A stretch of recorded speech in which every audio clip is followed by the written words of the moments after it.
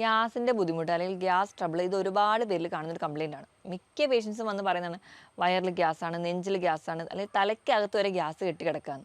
അപ്പോൾ ഈ ഒരു ഗ്യാസിൻ്റെ ബുദ്ധിമുട്ട് അധികമായതുകൊണ്ട് തന്നെ പല ആൾക്കാരും പറയുന്നതാണ് ഞാൻ അതുകൊണ്ട് ഗ്യാസ് ഇതാക്കുന്ന ഭക്ഷണങ്ങൾ തീരെ കഴിക്കുന്നില്ല, പയറ് കടലയൊന്നും തീരെ കഴിക്കാറില്ല.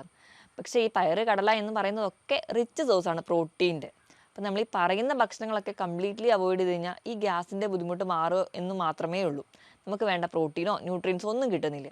അപ്പോൾ നമുക്ക് എങ്ങനെ ഭക്ഷണം കഴിച്ചു കഴിഞ്ഞാലാണ് നമുക്ക് ഗ്യാസിൻ്റെ ബുദ്ധിമുട്ട് കംപ്ലീറ്റ്ലി മാറ്റുക, അല്ലെങ്കിൽ അത് കഴിക്കാൻ വേണ്ടി നമുക്ക് എന്തൊക്കെ ടിപ്സ് ഫോളോ ചെയ്യാം എന്നൊക്കെ നമുക്ക് ഈ വീഡിയോയിലൂടെ നോക്കാം. ഞാൻ ഡോക്ടർ പ്രിയ, QNB ഹെൽത്ത് കെയറിലെ ഹോമിയോപ്പത്തിക് ഫിസിഷ്യനാണ്.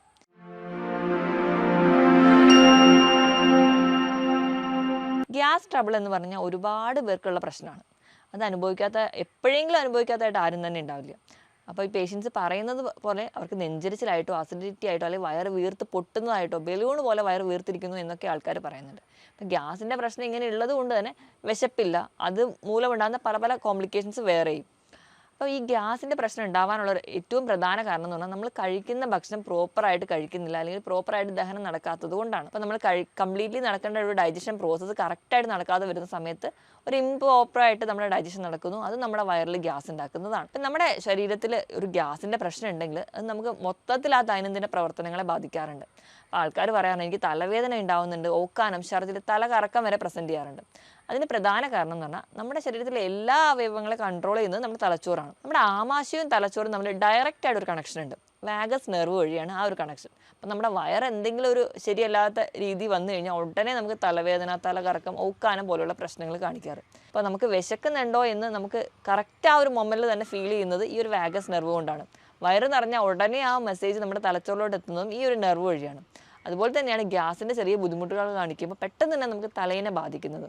അതുകൊണ്ട് നമുക്ക് ഉറക്കം ശരിയാവാതെ വരുന്നു, അല്ലെങ്കിൽ ഓക്കാനം, ഛർദ്ദിൽ, കുഴയിൽ പോലെയുള്ള പ്രശ്നങ്ങൾ കാണിക്കാറ്. അപ്പോൾ എന്തൊക്കെ കാരണങ്ങൾ കൊണ്ടാണ് ഈ ഗ്യാസിൻ്റെ ബുദ്ധിമുട്ട് ഉണ്ടാവുന്നതെന്ന് നോക്കാം. ഏറ്റവും ആദ്യമായിട്ട് പറയുകയാണെങ്കിൽ നമ്മൾ ഭക്ഷണം കഴിക്കുമ്പോൾ ഒരുപാട് ഗ്യാസ് നമ്മുടെ ആമാശയത്തിലോട്ട് എത്തുന്നത് തന്നെയാണ്. അതായത് നമ്മളിപ്പോൾ ഭക്ഷണം കഴിക്കുന്ന സമയത്ത് ഒരുപാട് സംസാരിച്ചുകൊണ്ടാണ് നിങ്ങൾ ഭക്ഷണം കഴിക്കുന്നത്.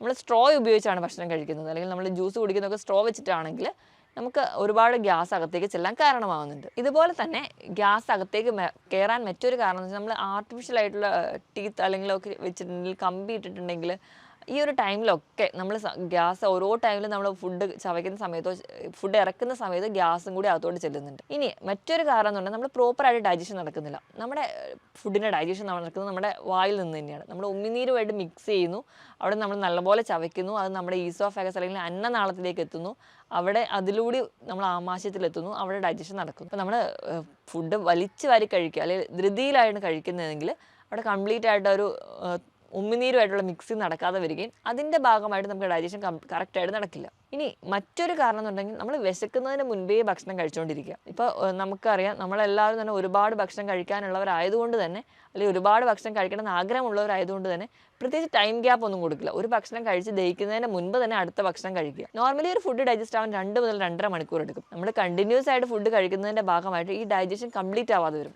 ഡൈജഷൻ കംപ്ലീറ്റ് ആവാതെ വരുന്നതിൻ്റെ ഭാഗമായിട്ട് പല ഗ്യാസുകൾ നമ്മുടെ വയറിൽ പ്രൊഡ്യൂസ് ചെയ്യും. അപ്പോൾ മീഥെയിൻ പോലെയുള്ള ഗ്യാസുകൾ പ്രൊഡ്യൂസ് ചെയ്യുന്നുണ്ട്. അതാണ് നമുക്ക് മറ്റൊരു ബുദ്ധിമുട്ടുണ്ടാവുന്നത്. ഇനി ഗ്യാസ് പ്രൊഡക്ഷൻ മറ്റൊരു കാരണം എന്ന് പറഞ്ഞാൽ പുകവലിയാണ്. പുകവലിക്കുന്നവരിൽ നിന്ന് അവരെടുക്കുന്ന ആ ഒരു പുകയുടെ 30% എത്തുന്നത് കൃത്യം ആമാശയത്തിലാണ്. അതുമൂലം അവർക്ക് ഗ്യാസിൻ്റെ ബുദ്ധിമുട്ടുണ്ടാവാം. ഇനി അടുത്തൊരു കാരണം എന്ന് പറഞ്ഞിട്ടുണ്ടെങ്കിൽ മലബന്ധമാണ്. അപ്പോൾ മലബന്ധമുള്ള ആൾക്കാരിൽ അവർക്ക് കൃത്യമായിട്ടൊരു ശോധന കിട്ടാതെ വരികയും മലം കെട്ടിക്കിടക്കുന്നതിൻ്റെ ഭാഗമായിട്ട് വീണ്ടും അവിടെ ഗ്യാസ് പ്രൊഡക്ഷൻ ഉണ്ടാവും. അപ്പം കറക്റ്റ് സമയത്ത് അവർക്ക് മലശോധന ഇല്ല, അല്ലെങ്കിൽ അവർ കുടിക്കുന്ന വെള്ളം കുറവാകുമ്പോഴൊന്നും അവർ കറക്റ്റായിട്ട് ആ ഒരു മലശോധന കിട്ടില്ല. പല കാരണങ്ങൾ കൊണ്ട് ഈ ഒരു മലബന്ധം അനുഭവിക്കുന്നവരാണെങ്കിൽ അത് ആദ്യം തന്നെ ട്രീറ്റ് ചെയ്യുകയാണെങ്കിൽ നമുക്ക് ഈ ഒരു പരിധി വരെ ഗ്യാസ് ട്രബിൾ മാറ്റാൻ പറ്റും. ഇനി IBS പോലെയുള്ള രോഗങ്ങൾ. IBS എന്ന് പറഞ്ഞാൽ ഇറിറ്റബിൾ ബവൽ സിൻഡ്രോം. അതായത് നമുക്ക് ഒരു മെൻ്റൽ ആൻസൈറ്റി വരുന്ന സമയത്ത്, അല്ലെങ്കിൽ പെട്ടെന്ന് പുറത്ത് പോകണം തോന്നുന്ന സമയത്തൊക്കെ പെട്ടെന്ന് തന്നെ ബാത്റൂമിൽ പോകാൻ തോന്നുക, അല്ലെങ്കിൽ ടോയ്ലറ്റിൽ പോകാനുള്ള തോന്നുന്നുണ്ടാവുക, പക്ഷെ കംപ്ലീറ്റ്ലി അവർ സാറ്റിസ്ഫൈഡ് ആയിട്ട് ബാത്റൂമിൽ പോകാൻ പറ്റുന്നില്ല എന്നുള്ള പ്രശ്നങ്ങളൊക്കെ ഉള്ളവരാണെങ്കിൽ അതിൻ്റെ ഒരു കാരണങ്ങൾ കൊണ്ട് അവർക്ക് ആ പ്രശ്നം വരാം. ഇനിയിപ്പോൾ നമ്മൾ കഴിക്കുന്ന ഭക്ഷണത്തിൽ ഒരുപാട് നാരുകൾ അടങ്ങിയ ഭക്ഷണങ്ങളാണെങ്കിൽ അതുമൂലവും നമുക്ക് ഗ്യാസിൻ്റെ ബുദ്ധിമുട്ട് വരാം. ഇനി നമ്മൾ കഴിക്കുന്ന ഭക്ഷണം അത്ര ഫ്രഷ് ഒന്നുമല്ല, നമ്മൾ ഫ്രിഡ്ജിലൊക്കെ വെച്ച് അങ്ങനെയാണ് നിങ്ങൾ കഴിക്കുന്നതെങ്കിൽ അതുമൂലം ആ ഒരു ഫുഡ് ഡീക്കേ ആവുന്നതിൻ്റെ ഭാഗമായിട്ടും ഗ്യാസിൻ്റെ പ്രശ്നം വരാറുണ്ട്. ഇനി മെൻ്റൽ സ്ട്രെസ്സും ടെൻഷനും ഒക്കെ ഉള്ളവരാണെങ്കിൽ അവർക്ക് കംപ്ലീറ്റ്ലി ആ ഒരു ഡൈജഷൻ പ്രോപ്പറായിട്ട് നടക്കില്ല, അതിൻ്റെ ഭാഗമായിട്ട് അവർക്ക് ഗ്യാസിൻ്റെ പ്രശ്നം വരും. ഈ പറഞ്ഞ കാരണങ്ങൾ കൂടാതെ തന്നെ നമ്മൾ സ്ഥിരമായിട്ട് ഈ ഗ്യാസ് ഉണ്ടാക്കുന്ന കിഴങ്ങ് വർഗ്ഗങ്ങളോ പയറ് വർഗ്ഗങ്ങളാണ് കൂടുതലായിട്ട് കഴിക്കുന്നതെങ്കിൽ അതും നിങ്ങൾക്ക് ബുദ്ധിമുട്ട് ഉണ്ടാക്കുന്നുണ്ട്. അതുപോലെ ചില മരുന്നുകൾ കണ്ടിന്യൂസ് ആയിട്ട് യൂസ് ചെയ്യുകയാണെങ്കിലും അതുമൂലം നമുക്ക് ഗ്യാസിൻ്റെ പ്രശ്നങ്ങൾ കാണാറുണ്ട്. അപ്പോൾ ഇങ്ങനത്തെയൊക്കെ കാരണങ്ങളാണ് കൂടുതലായിട്ടും ഗ്യാസ് ഉണ്ടാവാനുള്ള കാരണം. ഇനി ഇത് പേഷ്യൻസിൽ പ്രസൻറ്റ് ചെയ്യുന്ന പലർക്കും പല രീതിയിലായിരിക്കും. ഇപ്പോൾ ഗ്യാസിൻ്റെ ബുദ്ധിമുട്ട് ചിലർക്ക് ഏമ്പക്കമായിട്ടോ അല്ലെങ്കിൽ നെഞ്ചരിച്ചിലായിട്ട് പുളിച്ചു തേട്ടലായിട്ടായിരിക്കും പ്രസൻറ്റ് ചെയ്യുക. മറ്റു പലർക്കും കീഴ്വായു ആയിട്ടാണ് പ്രസൻറ്റ് ചെയ്യുക. ചില ആൾക്കാർക്ക് അത് വയറ് വല്ലാതെ വീർത്തിരിക്കുന്നു, അല്ലെങ്കിൽ അത് ബലൂൺ പോലെ ഇരിക്കുന്നു, അതുകൊണ്ട് വിശപ്പില്ല, അതുകൊണ്ട് അവർ ഫുഡ് കഴിക്കുന്നില്ല, അങ്ങനെ അതിനുമായി ബന്ധപ്പെട്ട പ്രശ്നങ്ങളായിരിക്കും കാണിക്കുക. പല ആൾക്കാരിലും പല പ്രസൻറ്റേഷൻ ആയിരിക്കും. ചിലർക്ക് ഏമ്പക്കം വരുമ്പോൾ ഭയങ്കര സൗണ്ടിൽ പോകുന്നതുകൊണ്ട് അവർക്ക് പുറത്ത് പബ്ലിക്കിലോട്ട് ഇറങ്ങാനുള്ള ബുദ്ധിമുട്ട്, കീഴ്വായു ആയിട്ട് പോകുന്നതുകൊണ്ട് അവർക്ക് അതിൻ്റെ ബുദ്ധിമുട്ട്, അങ്ങനെ പല പ്രശ്നങ്ങളായിട്ടായിരിക്കും പല ആൾക്കാരിലും പ്രസൻറ്റ് ചെയ്യുക. പക്ഷേ ഈ ഒരു ഗ്യാസ് ട്രബിൾ എന്ന് പറയുന്ന ഒരു കോമൺ കണ്ടീഷനാണ്, അല്ലെങ്കിൽ ഒരുപാട് പേരിൽ കാണുന്നുണ്ടെങ്കിലും അതുകൊണ്ട് ബുദ്ധിമുട്ടുന്ന ഒരുപാട് പേര് നമ്മുടെ ഇടയിലുണ്ട്. അപ്പോൾ നമുക്കത് എങ്ങനെ മാനേജ് ചെയ്യാമെന്ന് നോക്കാം. അപ്പോൾ നമ്മൾ ഗ്യാസ് ഉണ്ടാക്കുന്ന ഭക്ഷണം കഴിക്കാതിരുന്നു കഴിഞ്ഞാൽ നമുക്ക് ഈ ഗ്യാസിൻ്റെ ബുദ്ധിമുട്ട് മാറും എന്നാണ് നമ്മളെല്ലാവരും വിചാരിക്കുന്നത്. പക്ഷെ നമ്മൾ എല്ലാ ഭക്ഷണത്തിനും ഒരു പരിധി വരെ കാർബോഹൈഡ്രേറ്റും പ്രോട്ടീൻ റിച്ച് സോഴ്സാണ്. അപ്പോൾ നമ്മളിത് കഴിക്കാതിരുന്നു കഴിഞ്ഞാൽ അതുകൊണ്ട് നമുക്കത് മാനേജ് ചെയ്യാൻ പറ്റില്ല. അപ്പോൾ നമ്മൾ എങ്ങനെ അത് മാനേജ് ചെയ്യണം നോക്കാം. അപ്പോൾ ഏറ്റവും ഒന്നാമതായിട്ട് വേണ്ടതെന്ന് പറഞ്ഞാൽ നമ്മൾ ഭക്ഷണം കഴിക്കുന്നത് ഫുള്ളി നമ്മൾ ഭക്ഷണത്തിനോട് മാത്രം കോൺസെൻട്രേറ്റ് ചെയ്ത് കഴിക്കുക. ടി വി അല്ലെങ്കിൽ ഫോൺ പോലെയുള്ള ഗാഡ്ജറ്റ്സ് ഉപയോഗിക്കാതെ കംപ്ലീറ്റ്ലി നമ്മൾ നല്ല പീസ്ഫുൾ മൈൻഡ് തന്നെ ഭക്ഷണം കഴിക്കാൻ വേണ്ടി ഇരിക്കുക. ഒരുപാട് സ്ട്രെസ്സോ അല്ലെങ്കിൽ ആൻസൈറ്റി ഒന്നും ഇല്ലാതെ നല്ലപോലെ റെസ്റ്റ് എടുത്ത് ഫുഡ് കഴിക്കാൻ വേണ്ടി ആദ്യം തന്നെ ശ്രദ്ധിക്കുക. ഭക്ഷണത്തിനിടയിൽ നല്ലപോലെ ചവച്ചരച്ച് തന്നെ കഴിക്കാൻ വേണ്ടി ശ്രദ്ധിക്കുക. ഭക്ഷണത്തിനോടൊപ്പം വെള്ളം കുടിക്കാതിരിക്കുക. ഒന്നെങ്കിൽ ഭക്ഷണത്തിന് അരമണിക്കൂർ മുൻപ് വെള്ളം കുടിക്കുക, അല്ലെങ്കിൽ ഭക്ഷണത്തിന് 1 മണിക്കൂർ ശേഷം മാത്രം വെള്ളം കുടിക്കുക. ഒരിക്കലും നമ്മൾ ഒരുപാട് സ്പീഡിൽ ഭക്ഷണം കഴിക്കാതിരിക്കുക. ഇതാണ് ബേസിക്കലി നമ്മൾ ഫുഡ് കഴിക്കുമ്പോൾ ഓർക്കേണ്ടത്. ഭക്ഷണം കഴിക്കുമ്പോൾ സംസാരിക്കാതിരിക്കുക. ഇതൊക്കെ നമ്മൾ ശ്രദ്ധിക്കേണ്ട കാര്യങ്ങളാണ്. ഇനി കഴിക്കുന്ന ഭക്ഷണം നല്ലപോലെ ചവച്ചരച്ച് കഴിച്ചാൽ നമ്മുടെ വയറിൽ തന്നെ എത്തുമ്പോഴേക്കും ഒരു പരിധി വരെ അതിൻ്റെ ഡൈജഷൻ നടന്നിട്ടുണ്ടാവും.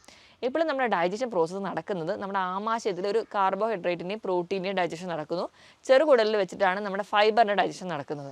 അപ്പോൾ നമ്മൾ കഴിക്കുന്ന ഭക്ഷണത്തിൽ എല്ലാത്തര ന്യൂട്രിയൻസും ഫൈബേഴ്സും ഒക്കെ അടങ്ങിയിട്ടുള്ളതുകൊണ്ട് ഓരോ പാർട്ടായിട്ടായിരിക്കും നമ്മുടെ ഡൈജഷൻ എപ്പോഴും നടക്കുക. ഇനി പയറ് വർഗ്ഗങ്ങളാണ്, അല്ലെങ്കിൽ പരിപ്പ്, കടല, ഇതൊക്കെയാണ് ഒരുപാട് പേർക്കും ഗ്യാസ് ഉണ്ടാക്കുന്നത്. അപ്പോൾ അത് കഴിക്കുമ്പോൾ നിങ്ങൾക്ക് ഗ്യാസ് ഉണ്ടാവാതിരിക്കാൻ വേണ്ടിയിട്ടുള്ള ഒരു ടിപ്പ് നോക്കാം. അതിനായിട്ട് നമ്മൾ തലേ ദിവസം രാത്രിയിൽ, ഇപ്പോൾ നമ്മൾ രാവിലെ ബ്രേക്ക്ഫാസ്റ്റ് ആണ് ഉണ്ടാക്കുന്നത്, ഒരു 6 മുതൽ 7 മണിക്കൂർ മുൻപെങ്കിലും ഈ പയറ്, കടല, പരിപ്പ് പോലെയുള്ള വസ്തുക്കൾ കുതിർക്കാൻ വേണ്ടി ശ്രദ്ധിക്കുക. ഇങ്ങനെ കുതിർക്കുന്ന സമയത്ത് ഇതിലുള്ള പ്രോട്ടീൻസ് എല്ലാം കൂടി ഒരു ഫോമായിട്ട്, പിന്നെ കാർബ് ആണെങ്കിൽ ഒരു ഫോമായിട്ട്, ഫൈബർ വേറൊരു ഫോമായിട്ട് സെപ്പറേറ്റഡ് ആവും. എന്നിട്ട് നമ്മളത് പാചകം ചെയ്ത് കഴിക്കുമ്പോൾ ഇതെല്ലാം സെപ്പറേറ്റ് ആയിട്ട് അതിൻ്റെ അബ്സോർപ്ഷൻ നടക്കും. അതായത് ഇപ്പോൾ പ്രോട്ടീനും കാർബോഹൈഡ്രേറ്റും നമ്മുടെ ആമാശയത്തിൽ കൃത്യമായിട്ട് ഡൈജഷൻ നടന്ന് അബ്സോർപ്ഷൻ നടക്കും. ഫൈബറിൻ്റെ ഡൈജഷൻ നടക്കുന്നത് നമ്മുടെ ചെറുകുടലിലായിരിക്കും. ഇനി നമ്മൾ കുതിർത്താതെയാണ് നമ്മൾ പാചകം ചെയ്യുന്നതെങ്കിൽ ഇതൊന്നും സെപ്പറേറ്റ് ആവില്ല. അതുകൊണ്ട് തന്നെ നേരിട്ട് ഈ ഒരു പ്രോട്ടീനും കാർബോഹൈഡ്രേറ്റും ഒക്കെ നമ്മുടെ ചെറുകുടലിൽ എത്തുകയും അവിടെ ഡൈജഷൻ കംപ്ലീറ്റ് ആവാതെ വരികയും അത് നമുക്ക് ഗ്യാസിൻ്റെ പ്രൊഡക്ഷൻ ഉണ്ടാക്കും. ഇനി രണ്ടാമതായിട്ട് നമ്മൾ ശ്രദ്ധിക്കേണ്ടത്, ഈ വക ഭക്ഷണങ്ങളൊക്കെ നിങ്ങൾ മാക്സിമം ചൂടോടുകൂടി തന്നെ കഴിക്കുക. ഞാൻ ഈ പറഞ്ഞതുപോലെ പ്രോട്ടീനും കാർബോഹൈഡ്രേറ്റും ഫൈബറും ഒക്കെ സെപ്പറേറ്റഡ് ആയിട്ട് നിൽക്കുന്ന ഒരു സമയം എന്ന് പറഞ്ഞാൽ ഇവർ ചെറിയ ചൂടോടുകൂടി നമ്മൾ കഴിക്കുമ്പോഴാണ്.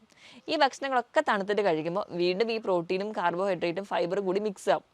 അതുകൊണ്ട് തന്നെ ഡൈജഷൻ കംപ്ലീറ്റ് ആവില്ല. വീണ്ടും നേരെ ചെറുകുടലിൽ എത്തുന്നു, അവിടെ ഗ്യാസ് ഫോർമേഷൻ നടക്കുന്നു. അപ്പോൾ ഇത് രണ്ടുമാണ് നമ്മൾ പയറ് വർഗ്ഗങ്ങളിൽ പ്രോട്ടീനിലോ അല്ലെങ്കിൽ കാർബോഹൈഡ്രേറ്റ് ഫൈബറൊക്കെ അടങ്ങിയിട്ടുള്ള പയറ് വർഗ്ഗങ്ങളാണെങ്കിൽ അതിൽ നമ്മൾ ഫോളോ ചെയ്യേണ്ടത്.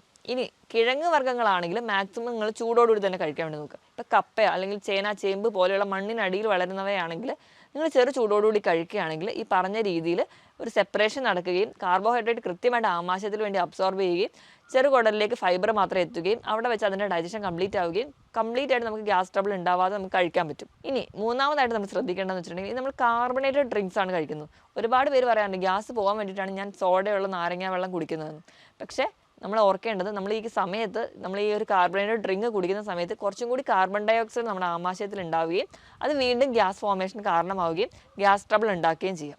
ഇനി പുകവലി, മദ്യപാനം പോലുള്ളവരാണെങ്കിൽ അത് കംപ്ലീറ്റ്ലി നിർത്തുകയാണെങ്കിൽ തന്നെ നമുക്കൊരു പരിധിവരെ ഗ്യാസ് ട്രബിൾ മാറ്റാൻ പറ്റും. ഇനി ഭക്ഷണത്തിനോടൊപ്പം തന്നെ ഫ്രൂട്ട്സ് കഴിക്കുന്ന ശീലമുള്ളവരാണെങ്കിൽ അതും ഗ്യാസ് ട്രബിളിന് കാരണമാണ്. കാരണം നമ്മൾ കഴിക്കുന്ന ഫുഡ് എപ്പോഴും ഒരു ഹെവി ലഞ്ചിന് ശേഷമായിരിക്കും നമ്മൾ എപ്പോഴും ഒരു ഫ്രൂട്ട് കഴിക്കുക. ഇപ്പോൾ നമ്മുടെ കേസ് എടുക്കുകയാണെങ്കിൽ സദ്യയ്ക്ക് ശേഷം ഒരു പഴം കഴിക്കുന്ന പോലെ. അപ്പം നമ്മൾ ഹെവി ലഞ്ച് എന്ന് പറയുന്നത് ഡൈജസ്റ്റ് ചെയ്യാൻ വേണ്ടിയിട്ട് 2 മുതൽ 2.5 മണിക്കൂർ എടുക്കും. ഈ പഴം എന്ന് പറയുന്നത് പെട്ടെന്ന് ഡൈജസ്റ്റ് ആവുന്ന ഫ്രൂട്ടാണ്. അപ്പോൾ നമ്മൾ വയറ് നോക്കുമ്പോൾ പഴം പെട്ടെന്ന് അങ്ങ് ഡൈജസ്റ്റ് ആവുകയും നമ്മൾ ആദ്യം കഴിച്ച ചോറ് അവിടെ തന്നെ കിടക്കുകയും ചെയ്യും. അങ്ങനെ എപ്പോഴാണോ ഭക്ഷണം കെട്ടിക്കിടക്കുന്നത് ആ സമയങ്ങളിലാണ് നമുക്ക് കൂടുതലായിട്ടും ഗ്യാസ് പ്രൊഡക്ഷൻ ഉണ്ടാവുക. അപ്പോൾ അങ്ങനെയുള്ള ശീലമുള്ളവരാണെങ്കിൽ നിങ്ങൾ ഫ്രൂട്ട്സ് കഴിക്കാൻ വേണ്ടി ഒരു സെപ്പറേറ്റ് ആയിട്ടൊരു സമയം തന്നെ തിരഞ്ഞെടുക്കുക. സെപ്പറേറ്റ് ആയിട്ട് ഒരു സമയത്ത് കഴിക്കുകയാണെങ്കിൽ ഗ്യാസ് ട്രബിൾ ഉണ്ടാവില്ല. ഇനി മറ്റൊരു ടിപ്പ് എന്ന് പറയുന്നത് ഇലക്കറികളാണെങ്കിൽ നിങ്ങൾ കഴിവതും ചെറു ചൂടോട് തന്നെ കഴിക്കാൻ വേണ്ടി ശ്രദ്ധിക്കുക. ഇനി ആർട്ടിഫിഷ്യൽ സ്വീറ്റ്നസ് ആണ്, അതായത് സാനിറ്റോൾ, mannitol, high fructose corn syrup, ഈ വക ഭക്ഷണങ്ങൾ നിങ്ങൾ ബേക്കറി ഐറ്റംസിലൊക്കെ ആഡ് ചെയ്ത് കഴിക്കുന്നത് കൊണ്ട് തന്നെ അത് നിങ്ങൾക്ക് ഗ്യാസ് പ്രൊഡക്ഷൻ ഉണ്ടാക്കുന്നു. അതുകൊണ്ട് തന്നെ ഒരുപാട് ഈ ബേക്കറി ഐറ്റംസോ അല്ലെങ്കിൽ ഒരുപാട് മധുരം അടങ്ങിയ ഭക്ഷണങ്ങളും കഴിവതും കുറയ്ക്കാൻ വേണ്ടി ശ്രദ്ധിക്കുക. പിന്നെ ഈ പയറ്, കടല പോലെയുള്ള ഭക്ഷണങ്ങളൊക്കെ കഴിക്കുമ്പോൾ കടലയുടെ കേസ് എടുക്കുകയാണെങ്കിൽ നമ്മൾ അതിൻ്റെ പുറത്തുള്ള ആ ഒരു കറുത്ത തൊലി കളയുകയാണെങ്കിലും ഒരു പരിധി വരെ നിങ്ങൾക്ക് ഗ്യാസ് പ്രൊഡക്ഷൻസ് കുറയുന്നത് കാണാൻ പറ്റും. ഇതൊക്കെ ശ്രദ്ധിച്ചാൽ ഒരു പരിധി വരെ നമുക്ക് ഗ്യാസിൻ്റെ ബുദ്ധിമുട്ട് അല്ലെങ്കിൽ ഗ്യാസ് ട്രബിൾ കംപ്ലീറ്റ് ആയിട്ട് മാറ്റാൻ പറ്റും. ഇനി ഇതിനോടൊപ്പം തന്നെ ധാരാളം വെള്ളം കുടിക്കുക. വെള്ളം കുടിക്കുക എന്ന് പറയുമ്പോൾ നമ്മൾ ഭക്ഷണത്തിനോടൊപ്പം അല്ല, അതിന് മുൻപായിട്ട് ഒരു 2 മുതൽ 3 ലിറ്ററോളം വെള്ളം ദിവസവും കുടിക്കുക. അപ്പോൾ മലബന്ധം പോലെയുള്ള ബുദ്ധിമുട്ടാണെങ്കിൽ അത് കംപ്ലീറ്റ്ലി മാറ്റാൻ പറ്റും. അതുവഴി നമുക്ക് ഗ്യാസ് ട്രബിൾ ഉണ്ടെങ്കിൽ അതും കംപ്ലീറ്റ്ലി മാറുന്നുണ്ട്. പിന്നെ കൃത്യമായിട്ടൊരു വ്യായാമം കൂടി വേണം. അപ്പോൾ നമ്മുടെ ശരീരത്തിലെ എല്ലാ ഓർഗൻസും എല്ലാ മസിൽസിനും കറക്റ്റായിട്ടൊരു മൂവ്മെൻറ്റ് ഉണ്ടെങ്കിൽ മാത്രമേ അതിൻ്റെ പ്രോപ്പർ ഫംഗ്ഷൻ നടക്കുകയുള്ളൂ. അതുപോലെ തന്നെയാണ് ആമാശയത്തിൻ്റെയും ചൊറുകുടലിനും ഒക്കെ. അപ്പോൾ അതിനെ ചുറ്റിപ്പറ്റിയിരിക്കുന്ന മസിൽസിനൊക്കെ മൂവ്മെൻറ്റ്സ് കൊടുക്കാൻ വേണ്ടിയിട്ട് നിങ്ങൾ എല്ലാ തരത്തിലുള്ള എക്സസൈസുകൾ ചെയ്യുക. നിങ്ങൾക്ക് ചെറിയ രീതിയിലുള്ള നടത്തമാവാം, അല്ലെങ്കിൽ നീന്തൽ, മറ്റ് എറോബിക് എക്സസൈസുകൾ കൃത്യമായിട്ട് ചെയ്യുക. ആഴ്ചയിൽ 5 ദിവസമെങ്കിലും എക്സസൈസ് ചെയ്യുക. ഒരു 1/2 മുതൽ 3/4 മണിക്കൂറെങ്കിലും വ്യായാമം കൃത്യമായിട്ട് വേണം.